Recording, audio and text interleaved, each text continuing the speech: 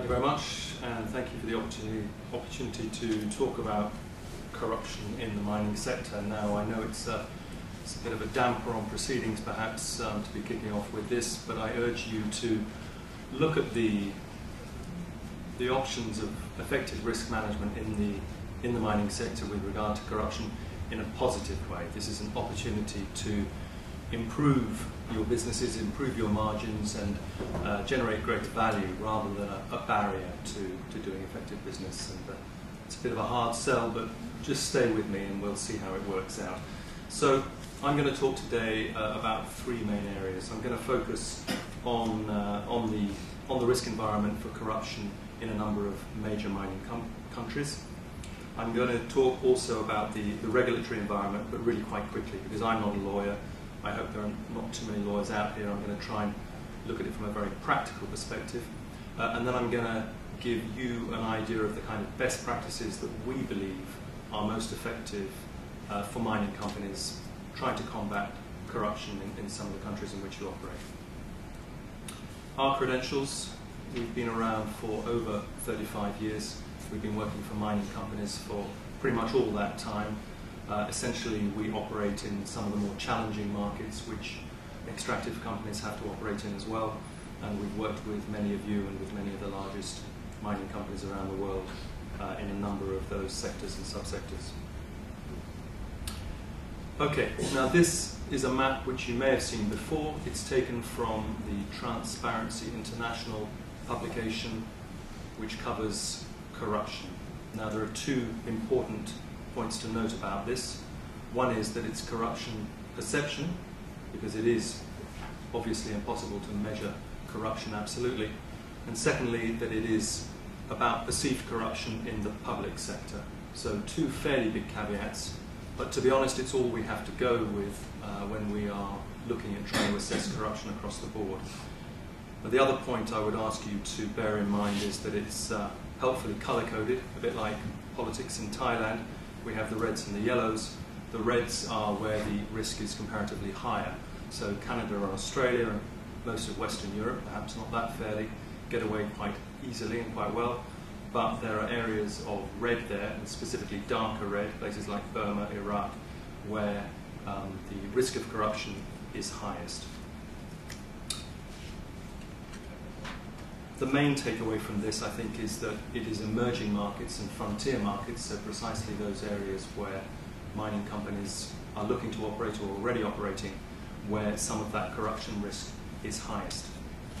Now, if you overlay that, bear in mind that corruption risk, and then you look, for example, at the continent of Africa and those 40, 45 countries there, and you see all the other problems which, as at the beginning of 2011, many of these countries in Africa were facing, you can see how these problems and these ongoing issues can feed corruption and how corruption can feed these. If you look, for example, in DRC, where there's institutional weaknesses which compound the problem of corruption going forward. And it's difficult to see how solutions can be brought to those kind of areas. So bear in mind those last two slides, and let's look at these numbers here. Now, these are the CPI scores, the Corruption Perception Index scores, for some of the larger mining countries, more significant mining countries around the world. And you will see that Canada and Australia do very well. At the top of the list, incidentally, are New Zealand and Singapore, which are almost boringly transparent in their means of doing business. And at the bottom of the list, you've got Afghanistan, Burma, Iraq. But you'll see that fairly quickly, we move from relatively clean or transparent environments into those emerging and frontier markets where corruption really is a problem, and I would say in some of those markets where it's endemic. I haven't got India on there. It was mentioned by the representative from Rio Tinto this morning, but it's an interesting one. It's at about 85th position, I think, so 87th, so it's crawling its way up the list. It is, however, still suffering from significant levels of official corruption, and we can see that in the media every day. It's a source of real popular frustration as well on the streets. Now, the reasons that many of these countries are languishing in the lower half of this index is because that many of them are emerging and frontier markets, and by frontier markets I mean more sub-Saharan Africa than some of the more accepted emerging markets that we're familiar with. And that's because they're vulnerable to bribery and corruption, and the factors that drive that bribery and corruption are linked to some, if not all, of those factors down the right-hand side. So particularly in Asia, we see rapid economic growth, we see strong political business links, which we also see in sub-Saharan Africa, and we see legal and regulatory environments which are still evolving.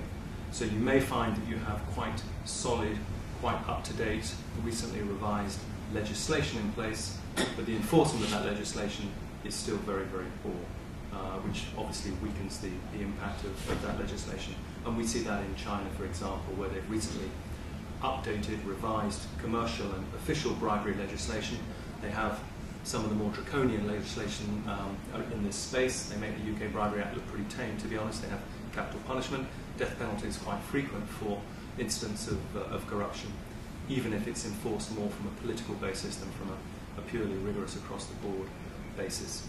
But clearly, enforcement is an issue, so you can't just look at the laws and think that corruption is not an issue in that country.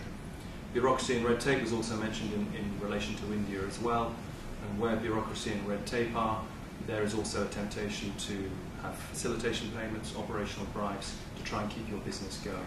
So these kind of impediments to business create their fertile grounds for the development of corruption and bribery. And towards the bottom of the list, obviously with emerging markets and frontier markets, you tend to have lower salaries. You've got poorer economies, so the temptation is there. And certainly on the public official side, which is where a lot of mining companies are dealing with in terms of dealing with public sector counterparts, the temptation to abuse their position and to supplement meagre salaries is all the more intense. Okay, so that's the risk environment. As I said, I'm just going to rattle through the regulatory environment. The two main points that I want you to take away from this slide are that legislation on the anti-corruption side is increasingly multi-jurisdictional. That is, it's reaching beyond home countries and spreading across the world. And that trend is being enforced on an extraterritorial basis. So you're finding that regulators are joining up with each other. You have the UK regulators joining up with German, with Asian regulators to try and enforce actions against companies which may not be British, but which may have some kind of connection with the UK. So if you bear that in mind, in fact I should also put on a couple of boxes perhaps towards the end, which would focus on some of the new legislation which countries like China have pushed through and countries like India are attempting to push through. Russia and Brazil are also looking at their anti-corruption legislation. So just very quickly, I know that many of us have bribery fatigue when it comes to the Bribery Act. It's been mercilessly overhyped over the last few months, but the fact is it is a game changer. It's not going away. But the key point about this slide is that corruption is now being enforced much more aggressively by home countries. It's not just the UK, it's not just the US enforcing across the board, it's also home countries who have new legislation and are beginning to try and enforce it more aggressively. As I said, the UK Bribery Act is a game changer. It's pushing anti-corruption standards to a much higher level, and like it or lump it, that's the way many industries are having to go. But I think there's also the recognition that this cannot happen from one day to the other. This is a long process. We're at the beginning of a long journey to try and bring greater integrity and ethical standards to doing business across the board. And in the end, bribery isn't a safe way to do business. It's not the basis of a sound relationship on which to develop links with local partners in countries. Far better to adopt a position based around stronger integrity, and it's good to hear that Goldplat has done that in its operations in Africa, because then you're in a much stronger position to negotiate and develop the relationship further down the line. The last point here refers to agents and intermediaries, and this is one point I want to pick out of the Bribery Act. There are a number of areas we could be concerned about, but the one which I think concerns multinational companies more than any other, particularly those operating in newer markets, is around associated parties. And those are agents, intermediaries, middlemen, anybody who provides a service to you and typically introduces you to new business or enables you to get a new contact, develop a new relationship in a market in which you may be less familiar. We'll look a little more at agents and intermediaries later. Okay, that's the law out of the way.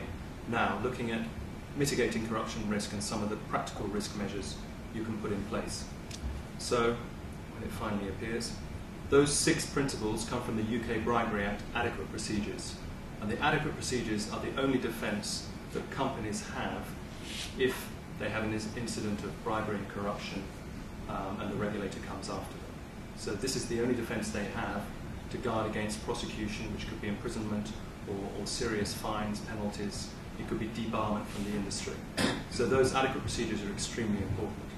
Now that outer circle contains our best practice view of the kind of measures that companies should be taking in making sure that they comply with the UK Bribery Act and with the FCPA.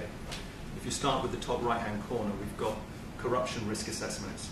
Now that's a fairly basic step that one can take, but it's absolutely essential to look at your operations across the board and to assess the degree of risk from corruption that your organisation may face based on the country it's in and the relationships that it has. Obviously you're in a sector which tends to deal more with state business, state companies as well, so that's a particularly sensitive area that you need to deal with.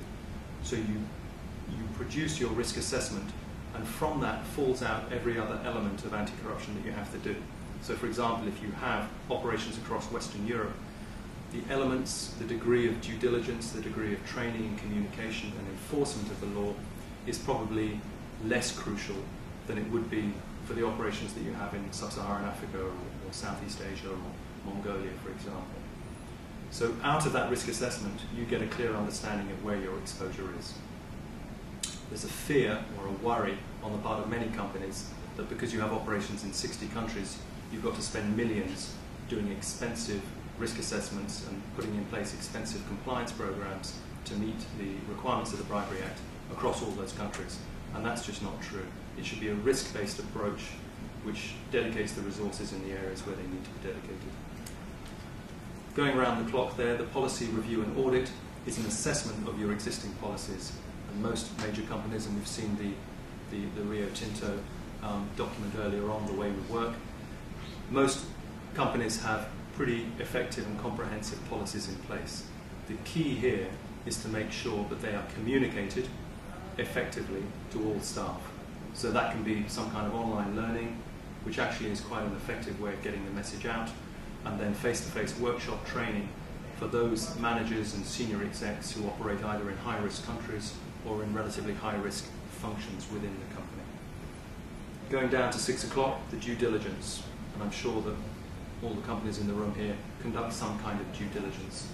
And with due diligence I mean integrity-based or ethical due diligence. So you're looking into the backgrounds and the reputations of the companies you're dealing with. And it's quite staggering just how much information is available through the public record and through source inquiries. And you can gain a very good picture of the kind of partner that you're dealing with, the personalities, the track record, the ethical stance, just through some fairly standard due diligence. We go further around and we get to training, which I've also already mentioned in terms of communicating the message out and getting the anti-corruption policy out. We also have compliance lines, also known as whistleblowing lines or speak-up lines, and they provide a channel to an independent member of the company which allows people in the workforce to communicate their grievances and their concerns about bribery or corruption. And it's an absolutely vital part of any effective compliance program. And lastly, crisis management. Handling a reputational crisis. Just like any other crisis, a reputational crisis requires a crisis management program. Other crises can be the CEO getting in a traffic accident, a political coup, an incident of bird flu or some pandemic. A reputational crisis is just like any other crisis. You have to have a plan in place. There has to be a plan which has been effectively implemented and practiced so that you know what to do when that crisis or if that crisis comes along. The investigations element is investigating frauds and cases of bribery as they come through. And I've put e-discovery in there not just because it's a service that we sell, but because it's actually a very effective way of gathering information that you may need if the regulator does come knocking and say, we believe you have an issue of bribery and corruption that you've got to deal with. It allows companies very quickly to sift through hundreds of thousands of documents and to get a clearer picture of just where they stand. So that's the best practice policy. based on those 6 principles of the adequate procedures within the Bribery Act, which we regard as the gold standard. Just taking one example, that corruption risk assessment, this is how it would probably look if we were to conduct a corruption risk assessment for your company. In fact, this is taken from a particular mining client that we have. And I've got a couple of points just highlighted there. Clearly, you're moving from bottom left to top right. You don't want to be top right. That's where the impact and the likelihood are greatest. But those third parties, if you look at the little box down at the bottom of the left, many of the mid-level risks involve third parties who might pay on the client's behalf. Those third parties are where most of the risks are for multinational companies in emerging markets. And that's because you've had to rely on agents and on intermediaries to introduce you. And typically, that arrangement could involve a single consulting fee being paid to an introducer or an intermediary who then goes away and does their stuff, and they come back with a contact, with a license that's been secured, and they say, here you go. Now, in the old days, that would have been okay, and I think it's still happening now, obviously. But we have to move away from that trend of essentially outsourcing corruption and turning a blind eye to what may well be actions which don't comply with the Bribery Act or with the US FCPA, or indeed with a lot of local anti-corruption legislation as well. So that issue around agents is a very tricky one, and I would urge you to look very closely at the agent relationships and to conduct the kind of due diligence that I was talking about, so that you're more familiar and more comfortable with those agents and their backgrounds. If only because if the regulator does come knocking, you've got something to show them, some documentation to show that you've made your background checks. So if we look at the mining life cycle, and you'll have to forgive me because I'm not a miner, but this is my take on it. It's a very simplistic take, so as I said, please forgive me. I think even securing the license requires a certain amount of work on the part of companies which are looking to move into areas, and you'll all be able to tell me better than that, but my impressions are that this is a huge and significant step in terms of the overall process. There's a lot you can do having secured the license and before the expiration in terms of integrating anti-corruption measures. And as I said, that first corruption risk assessment is absolutely vital. It's not just about understanding the risk of the country you're operating in or the particular sector you're operating in. It's also the transaction and the business opportunity, and also the business partnership, whom you're partnering with. So there's a lot at stake there. This is when you can also start to look at the due diligence side of things and to look at those counterparties. And then as you move further down the line, you're beginning to look at community strategy. You're beginning to embed that integrity program. So we're talking about the policies and communicating through training and awareness. And then further on down the line, enforcing that zero tolerance policy on corruption. Now I'll come on to that zero tolerance element a little later. Realistically, there is no absolute expectation that things are going to change in countries where business has always been done through agents and through improper payments. There's no expectation that that's going to change overnight. That can't happen. The world economy would grind to a halt. However, there is an expectation that companies begin to put in place effective policies that recognize that and that capture some of that improper performance, and that the companies move towards a zero tolerance policy. So that's where we are. And some of the risks which are highlighted under the FCPA and under the UK Bribery Act, because you'll see that I've put facilitation payments in there, which isn't technically covered by the US FCPA, include the political lobbying effort, which may come at the beginning of the process when securing a license, the associated parties, which are the agents and intermediaries I've talked about, and those small bribes. The community strategy often involves some kind of charitable donation work, getting involved with community relations and contributing to the local economy, and we know that that's a very important part of getting ownership, getting skin in, as the Rio Tinto rep mentioned before. If you get more ownership from the local community, then you find that you've got a much better relationship on the long term. But it's essential not to get your charitable donations hijacked by the local charity which the local mayor or the local person in power may have, and we've seen this countless times. We get asked to do due diligence on particular charitable donations on particular projects, and we find, for example, there are parts of the country in DRC where they have literally hundreds of primary schools, many of which are not being used. They just tend to be part of the pet project of the local mayor in that region, and he's siphoning off a lot of the funds. So the best intentions may go awry, and you may find that money, which should be well spent amongst the community, being siphoned off by interested parties. Just coming back again to the agents, we've got a little matrix here. The payments made by agents working for BAE in Tanzania, allegedly, and then payments made directly by employees working for Siemens over a series of years. And just to highlight that Siemens case, they ended up paying something like 2.5, 2.8 billion euros in fines because they had a double, triple whammy suffering from the regulators there. The US and the German regulators went after Siemens and fined them successively. So they've been in a very difficult place.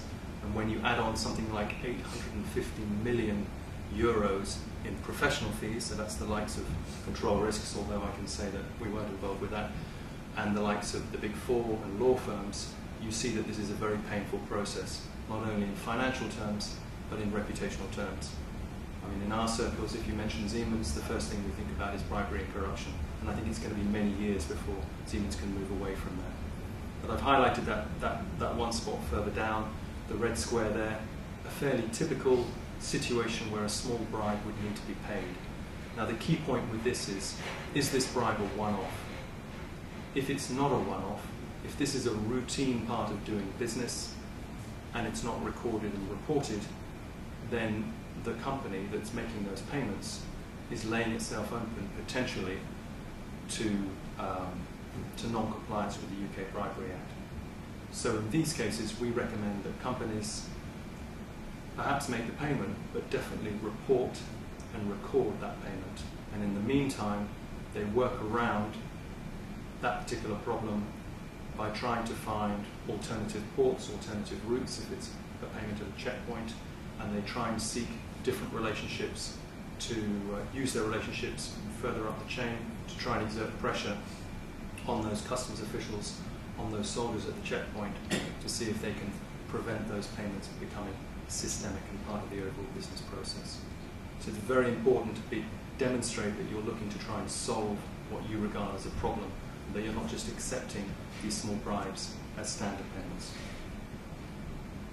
So to sum up, it's very important to help the various departments and country operations within your organisation to understand the implications and the impact of the UK Bribery Act and of other anti-corruption legislation out there. Excuse me. It shouldn't just be the top telling the bottom what to do. It's got to be much more inclusive. And I've said get your dirty washing out and listen. We need policies which are made active, which are lived and breathed by the top down, and they need to be communicated effectively across the board. But also leadership, and this goes for control risks as well, where we've had our problems in emerging markets. We need to listen to the problems that companies have and that our regional offices have, and then try to deal with them. We had a case recently where we were asked for a bribe in Iraq, where we operate, and we had to refuse that bribe. And it meant that we had to shut down business for 10 days. So our losses were into six figures very, very rapidly. But we held out. We didn't know how long we would have to be shut down for. We held out. We were then offered the license without having to make a payment, and we carried on as before. Now that kind of stance, although painful in the short term, pays huge dividends in the long term. We have other more operational issues in places like Vietnam and Indonesia, where it's very, very difficult to obtain public records for companies when we're doing due diligence without making a payment. And in the past, we have made payments, but we've recorded and reported. And in the meantime, we've worked with the authorities to ensure that we don't have to make those payments in future. And now we're in a much better place. And obviously, having that firm stance really helps our name in the market. Although you listen and although you encourage your country offices to come forward with their problems, you also have to spell out the consequences of the policy and the severity of those punishments. It's not just about the company being fined, it's about senior stakeholders within the company and the people who commit the bribes themselves going to jail for terms of 10 years. So this is a very real situation. Mr. Mabey of Mabey & Johnson is now spending time in jail for corruption issues which took place within his company. So you spell out the penalties, you spell out the reality of what the Bribery Act and other anti-corruption legislation means, and you communicate it effectively as possible. So that code of conduct, which is signed by your staff, needs to be understood and digested. And then next year, the following year, it needs to be redigested. And for newcomers, it needs to be set out and understood by them as well. So there are a number of things, practical risk measures that one can take to try and mitigate the risk. But again, this is all working towards the common good, and I would urge you to see the opportunity to manage corruption risk in as positive a light as possible, because I believe that in the long run, in the long term, it can only put your companies in a better place and help generate greater value for your businesses as well. Just a parting word, you can see where we operate around the world. It is in a number of the more challenging parts of the world. We have a joint venture also with International SOS, which is the world's largest medical evacuation provider, and together we provide travel security services. So that's it in a nutshell. I hope that talking about corruption wasn't too painful. I hope I haven't put a damper on proceedings, and I'm very happy to take any questions you might have. Thank you, Chris. Clearly an area which companies are going to have to focus on increasingly going forward in business. Was there any questions? I was just wondering, in terms of your experience, is that where there are corruption issues coming up, are there usually solutions around those that can be brought to bear? You know, in some areas they're fairly endemic, and that's the way the business is done. Well, we've been asked very direct questions by mining companies. Is it possible for us to operate cleanly in the Democratic Republic of Congo? And obviously we're not going to say no, because we want to write a big report about it and charge some money. But the main point is that we feel it is possible to operate cleanly. One has to look at the DRC and recognise that there are regions within regions, and if one enters with eyes open, if one prepares oneself for the risks which are there, and one uses one's relationships and knowledge of the market, then the company can go forward and do business cleanly there. But going straight in without that kind of risk preparation is what can spell disaster further down the line. So we're able to bring our experience of opening up and operating in these markets. We're also able to benchmark the performance and the problems that companies have in certain sectors, and help other companies in those sectors adopt best practice. But I think there are very few countries in which one can not operate cleanly. Also, in terms of, there's obviously no direct impact, but do you see an increasing potential for increasing focus from investors and or other parties like banks or other sort of government organisations as to requiring companies to meet certain standards? I'm not sure if, the banks themselves, financial institutions are generally ahead of the curve in terms of anti-corruption compliance. And clearly they're very closely linked to the extractives industry, so they bring best practice to bear.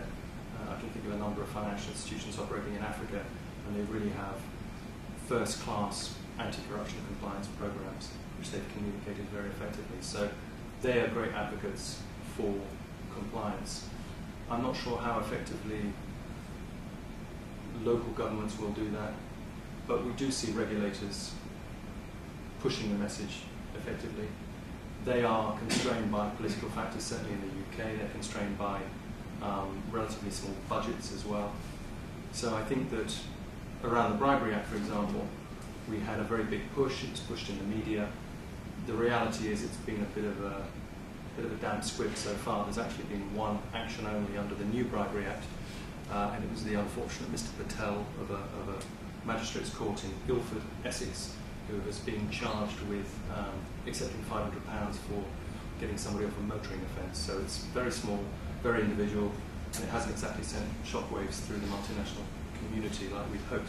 But I am confident that there will be more aggressive enforcement, and that there'll be an action quite soon in some sector against either a UK company or a foreign company with a UK connection.